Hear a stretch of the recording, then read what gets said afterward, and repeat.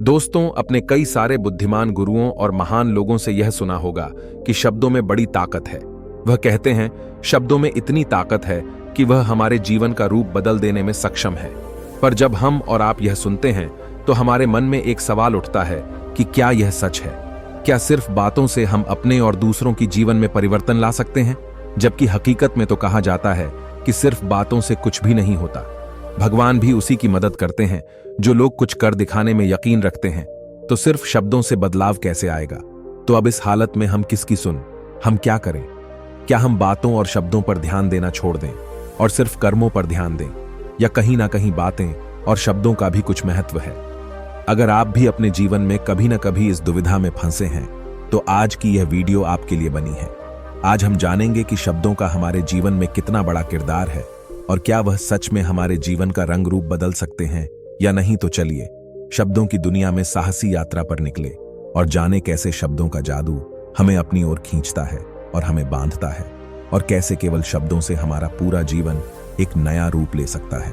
क्योंकि हमारी बातें एक इंसान को बना भी सकती हैं और बिगाड़ भी सकती हैं। दोस्तों, एक नगर में एक महान बौद्ध भिक्षु रहा करते थे।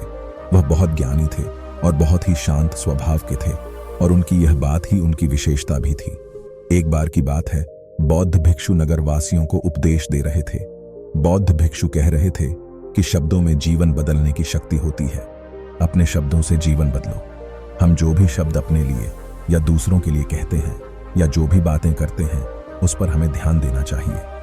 इतना कहकर बौद्ध भिक्षु ने अपना उपदेश समाप्त किया और वहां से चले गए। एक दिन वह बौद्ध भिक्षु एक मार्ग से होकर गुजर रहे थे।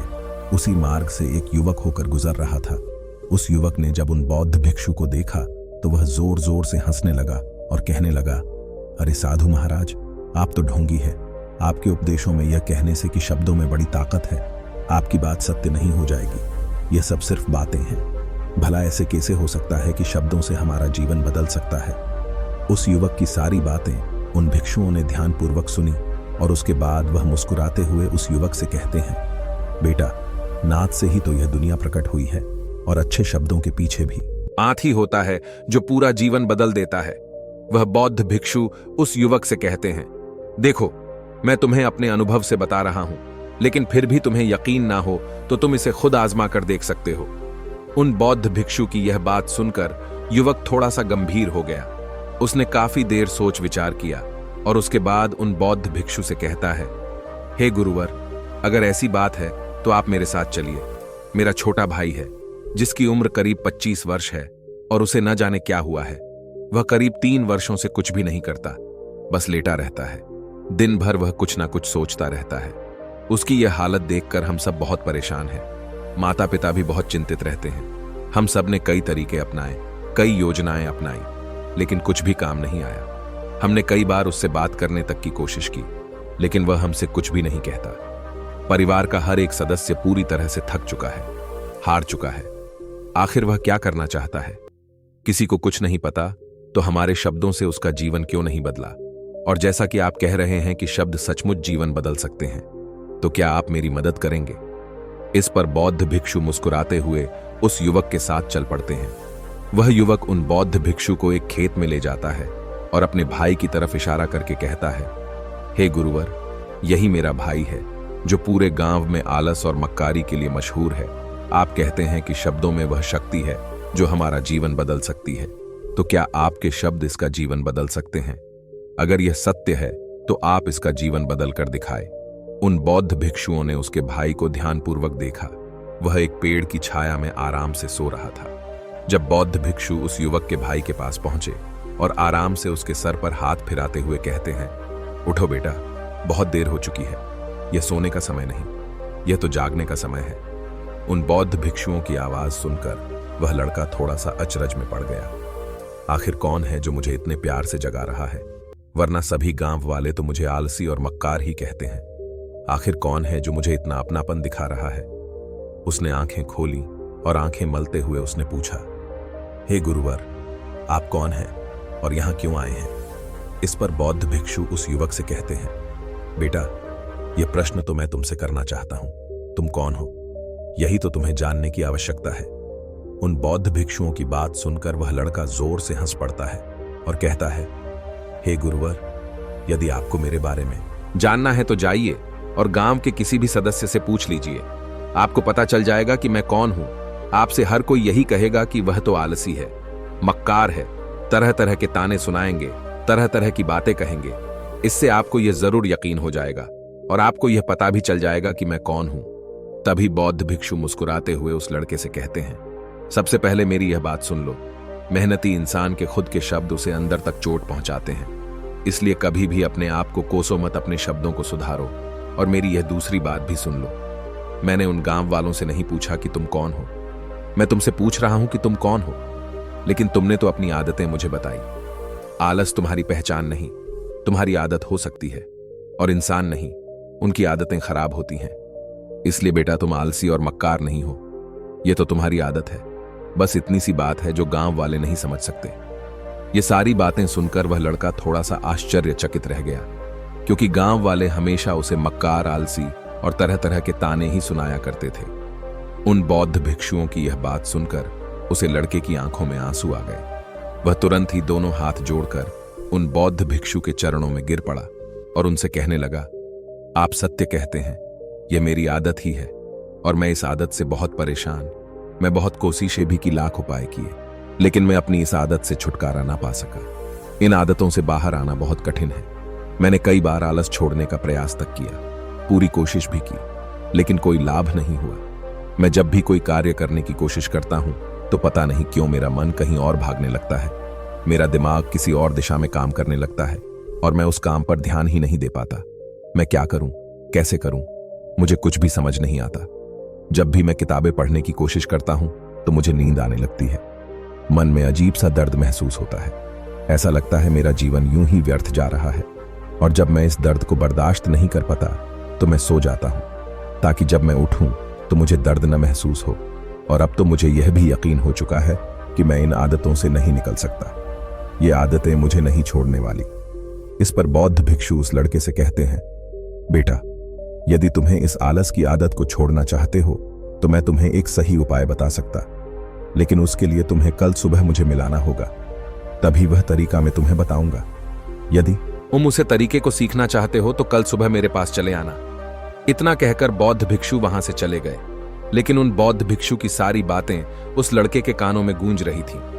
वही समझ नहीं पा रहा था कि आखिर वह बौद्ध भिक्षु उसे कौन सा मार्ग दिखाने वाले हैं। वह ऐसा कौन सा उपाय बता देंगे जिससे उसके जीवन से आलस्य हमेशा हमेशा के लिए खत्म हो जाएगा। देखते देखते ही रात हो गई। रात भर वह अपने बिस्तर पर करवटें बदलता रहा और उन बौद्ध भिक्षुओं की बातों के बारे में सोचता रहा। इसी प्रकार देखते ही देखते सुबह हो गई और वह लड़का उन बौद्ध भिक्षुओं के पास जा पहुंचा। वह लड़का उन बौद्ध भिक्षु को प्रणाम करता है और कहता है, गुरुवर, जैसा कि आपने कहा था, लीजिए मैं आ गया। अब मुझे वह मार्ग बता दीजिए जिसे मैं इस जीवन से आलस्य को निकाल सकता हूं। तभी बौद्ध भिक्षु उस लड़के से कहते हैं, बेटा, जब भी तुम्हारा मन दुविधा में हो, तुम निर्णय न ले पा रहे हो और तुम्हारे मन में तरह तरह के सवाल उठ रहे हो कि मैं क्या करूं, कैसे करूं, इस कार्य को पूर्ण कैसे करूं, यह सब कैसे होगा, तब तुम वास्तविकता में अपने अतीत से सोच रहे हो कि पिछली बार तुम्हारे ऐसा करने पर क्या हुआ या अतीत में तुमसे लोगों ने क्या कहा था। तो आज से कभी भी अपने अतीत से नहीं बल्कि भविष्य से सोचो। इस पर लड़का कहता है, भविष्य से वह भला कैसे? तभी बौद्ध भिक्षु उस लड़के से कहते हैं, मान लो कि तुम्हें आज किसी भी चीज की कमी नहीं है। तुम्हारे पास वो हर चीज है जो तुम चाहते हो, वह सारी सुख सुविधाएं हैं। तो अब बताओ, तुम अपना जीवन कैसे व्यतीत करना चाहोगे? उन बौद्ध भिक्षु की यह बात सुनकर वह लड़का कुछ देर के लिए सोच में पड़ गया, क्योंकि आज तक उसने सभी गांव वालों के केवल ताने ही सुने थे। किसी ने भी आज तक उसके जीवन के बारे में उससे ऐसी बात नहीं की थी। वह गुरुवर उसे आने वाले भविष्य के बारे में उससे बातें कर रहे थे। उन बौद्ध भिक्षु की यह बात सुनकर वह लड़का खुद से प्रश्न करने लग गया कि अगर मेरे पास सब कुछ होगा, धन की कोई कमी नहीं होगी और सारी सुख सुविधाएं होगी, तो मैं अपना जीवन कैसे व्यतीत करूंगा?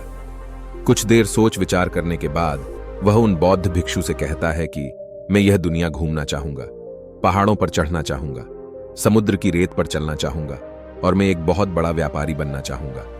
तभी अचानक उस लड़के का ध्यान टूट गया और वह उन बौद्ध भिक्षु से कहता, परंतु हे गुरुवर, यह सब कैसे संभव होगा? केवल मेरी मात्र सोच लेने से यह सब पूरा नहीं होने वाला। उसके इस कहते ही उसके अतीत में बीती सारी घटनाएं उसकी आंखों के सामने से गुजरने लगी। वह एक बार से फिर से निराश होने लगा। अब वह यह सोचने लगा कि मेरे पास तो पैसे ही नहीं है, तो मैं भला व्यापार कैसे कर सकता हूं ना। मेरे पास व्यापार का कोई अनुभव है। ऐसी स्थिति में भला यहां से कैसे निकल सकता हूं। उस लड़के के इस प्रश्न का जवाब देते हुए वह बौद्ध भिक्षु उस लड़के से कहते हैं, बेटा, हर रात में सोने से पहले तुम हर दिन अपना लक्ष्य एक कागज पर लिखो और सुबह उठकर सबसे पहले उस लक्ष्य को देखो और सोचो कि उस लक्ष्य को पाने के लिए तुम आज क्या कर सकते हो, और जो भी तुमने उस कागज पर लिखा होगा उस काम को उसी दिन पूरा करने की हर मुमकिन कोशिश करो। इस पर वह लड़का कहता है, ठीक है, आप सच कह रहे हैं, लेकिन जब मैं बहुत सोचने लगता हूं तो मेरा मन बेचैन होने लगता है और मन में तरह तरह के विचार उठने लगते हैं, और इन विचारों को शांत करने के लिए मैं सो जाता हूं ताकि वह विचार मुझे परेशान ना कर पाए। उस लड़के को इस समस्या का समाधान करते हुए वह बौद्ध भिक्षु उस लड़के से कहते हैं, बेटा, अंतर्मन की चाल को पकड़ो और शब्दों की मदद से नया भविष्य बनाओ। तभी लड़का कहता है, हे गुरुवर, आप क्या कहना चाहते हैं? मैं आपकी बात समझ नहीं पा रहा। इस पर बौद्ध भिक्षु मुस्कुराते हुए कहते हैं, बेटा, कैसे होगा? यह जो सवाल है यह सवाल नहीं बल्कि एक डर है जो तुम्हारे अंतर्मन में बैठा हुआ है, जो तुम्हें अगला कदम लेने से रोक रहा है, तुम्हें कदम आगे बढ़ाने से रोक रहा है। यदि वास्तविकता देखो तो किसी को भी नहीं पता होता कि वह कार्य कैसे होगा, लेकिन एक इंसान जब दृढ़ निश्चय कर लेता है तो वह अपने उद्देश्य को सामने रखकर लगातार प्रयास करता रहता है और वह अपनी सफलता प्राप्त कर ही लेता है। तभी वह लड़का उन बौद्ध भिक्षु से कहता है कि हे गुरुवर, अगर ऐसी बात है तो मन में बार बार चिंता क्यों होती है, मन बार बार बेचैन क्यों हो उठता है? इस पर बौद्ध भिक्षु कहते हैं, बेटा, क्योंकि तुम्हें डर है कि तुम कमजोर हो, तुम्हारे अंतर्मन में बैठा है कि तुम में कुछ कमी है, तुम किसी काम के नहीं हो, और यही कारण है कि तुम कोशिश करने से डरते हो, क्योंकि तुम्हारा अंतर्मन हमेशा तुम्हें रोकता रहता है। जब भी तुम कोई कार्य शुरू करना चाहते हो, तुम्हारा मन तुमसे पहले कह देता है, इससे आगे मत बढ़ना, अन्यथा तुम हार जाओगे, और इसी कारण तुम्हें चिंता होने लगती है, तुम्हारा मन बेचैन होने लगता है। तभी वह लड़का कहता है, गुरुदेव, आपने जो कुछ भी कहा वह बिल्कुल सत्य है, लेकिन अब आप ही मुझे बताइए कि मैं इस परेशानी से बाहर कैसे निकलूं। इसका जवाब देते हुए वो बौद्ध भिक्षु उस लड़के से कहते हैं, बेटा, इस समस्या का समाधान बहुत ही आसान और सरल है। तुमने देखा होगा कि अक्सर ही हम अपने आप को दोष देते रहते हैं, अपने आप को तरह तरह के अपशब्द कहते रहते हैं जो हमारे अंतर्मन में जाकर बैठ जाते हैं और वही हमें आगे बढ़ने से रोकते हैं। और इन शब्दों का हम पर बहुत गहरा प्रभाव भी पड़ता है, क्योंकि जैसा हम खुद से कहते हैं, जैसा हम पूरी भावनाओं के साथ सोचते हैं, हम वैसा ही हम बनते चले जाते हैं। इसलिए यदि तुम खुद को बदलना चाहते हो तो कि तुम भी काबिल बन सको, तो तुम्हें अपने अंतर्मन को नए संदेश देने की जरूरत है। जैसे कि मेरे शरीर का हर एक कण, हर एक हिस्सा, हर एक विचार शांति और ऊर्जा से भरा हुआ है। मैं दृढ़ संकल्प और आत्मविश्वास के साथ हर दिन के लक्ष्यों को पूरा करता हूं। मैं अपनी कमजोरी को अभ्यास में बदलता हूं, चिंता को ध्यान में बदलता हूं। मैं उत्साह और ऊर्जा से भरा हुआ हूं, लगातार अपने लक्ष्यों पर काम करता हूं। ऐसे शब्द जब तुम खुद से कहोगे तो तुम शक्तिशाली महसूस करने लगोगे और तुम्हारी सारी चिंताएं खत्म होने लगेगी, क्योंकि यही शब्दों की ताकत है। वह तुम्हें वही बना देगी जो तुम खुद से कहोगे। तुम जितनी भावना के साथ यह वाक्य बोलते हो, उसे महसूस करते हो, उतनी ही भावनाओं से यह शब्द तुम पर असर करना शुरू कर देंगे। धीरे धीरे यह शब्द तुम्हारे मन और व्यक्तित्व की सोच का हिस्सा बन जाए नगे। लेकिन मेरी एक बात याद रखना कि तुम्हारा अंतर्मन इतनी आसानी से हार नहीं मानने वाला। जब तुम आगे बढ़ोगे तो मौका मिलते ही वह तुम्हें पीछे खींचेगा। तुम्हारे अतीत के बीते हुए सारे कड़वे अनुभव तुम्हें याद दिलाएगा ताकि तुम डर जाओ। एक बार फिर से अपने लक्ष्य का पीछा करना छोड़ दो। लेकिन तुम्हें इसकी चिंता नहीं करनी है। उन सकारात्मक शब्दों के कारण तुम्हारा मन सकारात्मक विचारों को स्वीकार करने लगा। आगे वह बौद्ध भिक्षु उस लड़के को चेतावनी देते हुए कहते हैं, मेरी एक बात और याद रखना कि तुम्हारा ध्यान आलस्य पर नहीं होना चाहिए। अर्थात तुम्हें कभी आलस नहीं मिटाना, बल्कि तुम्हें एक नए भविष्य का निर्माण करना है, एक नई व्यक्तित्व का निर्माण करना है। तुम्हारा पूरा ध्यान केवल इस पर ही होना चाहिए। उन बौद्ध भिक्षुओं की बात सुनकर लड़का कहता है, ठीक है गुरुवर, आप जैसा कहते हैं मैं वैसा ही करूंगा। तभी वह बौद्ध भिक्षु उस लड़के से कहते हैं, बेटा, अभी तो मैं इस गांव से जा रहा हूं, लेकिन कुछ सालों के बाद मैं वापस आऊंगा। इतना कहकर बौद्ध भिक्षु वहां से चले गए और वह लड़का अपने घर लौट गया। लेकिन अब उस लड़के के मन में तरह तरह के विचार चल रहे थे। वह लड़का यह सोच रहा था कि अगर मैं अपनी मनपसंद जिंदगी जीने लगूंगा, अगर मैं दुनिया घूमने लगा, नए लोगों से मिलने लगा और अपनी पसंद का काम करने लगा, तो मेरी जिंदगी कैसी होगी। उस बात को ध्यान करके उसने एक कागज पर अपना लक्ष्य लिखा और लिखकर सो गया। अगली सुबह जब उसकी आंखें खुली तो उसने उस कागज पर लिखा हुआ अपना लक्ष्य एक बार दोहराया। उसके बाद वह कुछ देर के लिए शांत हो गया। तभी उसे उन बौद्ध भिक्षु की बात याद आई कि तुम अपने लक्ष्य के लिए आज क्या कर सकते हैं। उसने खुद से सवाल किया कि मैं आज अपने इस लक्ष्य को प्राप्त करने के लिए क्या कर सकता हूं। तभी उसे एक बार फिर से उस पेपर की तरफ ध्यान दिया। उस पेपर पर लिखा था कि मैं बाजार जाता हूं और लोग व्यापार करने की कौन सी चीजें और कौन से सामान लेकर आते हैं।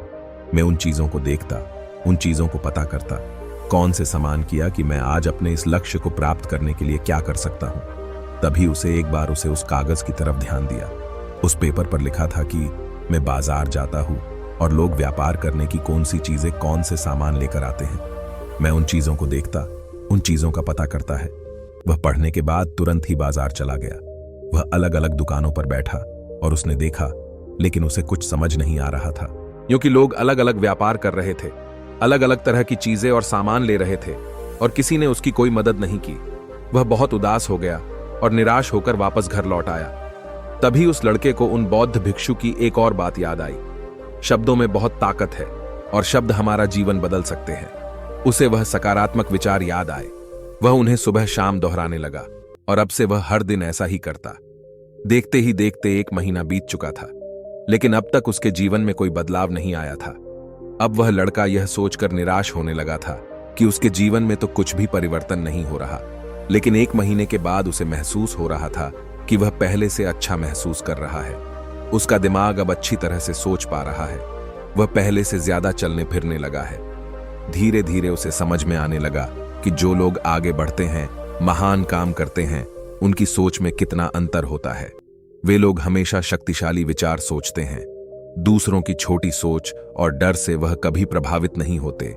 जब उनके सामने कोई मुश्किल आन पड़ती है तो वह घबराते नहीं, बल्कि उस समस्या का समाधान निकालते हैं। इस समस्या के समाधान पर ध्यान केंद्रित करते हैं और ना ही वह कभी किसी का इंतजार करे है। वह केवल खुद पर विश्वास करते हैं और तुरंत ही कदम आगे बढ़ाते हैं। जब उस लड़के को यह सारी बातें समझ में आने लगी तो उसने भी धीरे धीरे अपने कदम आगे बढ़ाने शुरू किए। उसने बिल्कुल वैसा ही व्यवहार करना शुरू किया। अब से वह कभी खाली नहीं बैठता। जब भी उसका मन करता वह बाजार जाता और लोगों के बारे में जानता समझता कि वह किस प्रकार व्यापार कर रहे, कौन से चीज खरीद रहे हैं और किन चीजों पर लाभ हो रहा है। और जब उसका मन करता तो अपने पिता की मदद भी करता था। वह अपने पिता के साथ मंडी में जाता, वहां पर जाकर मोल भाव करता। वह हमेशा कुछ ना कुछ सीखने में ही जुटा रहता है। तभी एक दिन गांव में एक व्यापारी आया। उसे कुछ पढ़े लिखे नौजवानों की जरूरत थी जो माल की गिनती कर सके और हिसाब रखने का काम कर सके। वह लड़का अपने लक्ष्य को जानता था कि उसे क्या पाना है।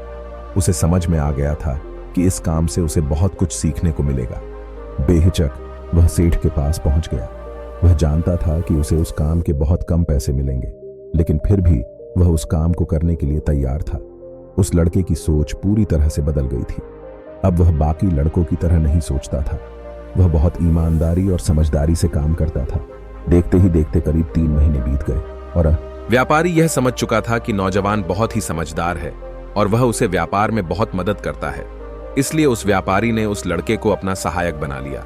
उस व्यापारी से ने देखा कि इस लड़के की दिनचर्या सबसे अलग, हर दिन पढ़ता है, लिखता है, सुबह उठकर ध्यान करता है, नई चीजें सीखता है, परेशानी आई तो भी विचलित नहीं होता। यह सबसे सम्मान से बात करता है, सबका आदर करता है। देखते ही देखते 1 साल बीत चुके थे और अब तो व्यापारी उस नौजवान से बहुत खुश था। उसने धीरे धीरे उस नौजवान को व्यापार के सारे गुण सिखा दिए और देखते ही देखते वह लड़का अब एक छोटा सा व्यापारी बन चुका था। और जब उस लड़के के अंदर व्यापार की समझ आ गई तो उसने कपड़ों का व्यापार शुरू कर दिया और देखते ही देखते केवल कुछ ही वर्षों में उस नगर का सबसे बड़ा व्यापारी बन गया। लोग उसे सबसे बड़े व्यापारी के नाम से जानने लगे थे। उसका नाम दूर दूर तक फैलने लगा। करीब 5 वर्षों बाद जब वह वापस अपने घर लौट तो लोग बहुत हैरान थे। उसे देखकर लोग बहुत अचंभित थे। उसके सारे जानने वालों ने उस लड़के से पूछा, तुम इतना कैसे बदल गए? तब उसने कहा, उन गुरु ने सच ही कहा था कि शब्दों से हम जीवन बदल सकते हैं। नमो बुद्धाय।